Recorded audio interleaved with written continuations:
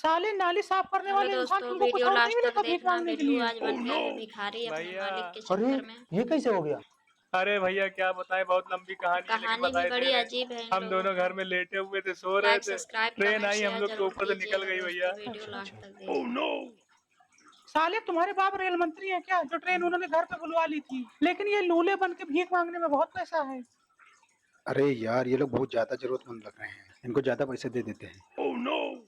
चुपचाप शराफत से पूरा पैसा दे दो हमको। बिल्लू यार गलत बात है, आधे आधे की बात हुई थी। साले आधा ही तो ले रहे हैं, आधा तुम्हारी बिल्लू और ले एक्टिंग लिया का है काट रहे हैं। पैसे। बिल्लू यार साले चुपचाप पैसा छोड़ दो वरना दूसरा गाल भी लाल हो जाएगा। तुम ऐसे नहीं मानोगे, ये लो तमाचा खाओ। हाँ, ले आपसे दो। आधा आधा होगा।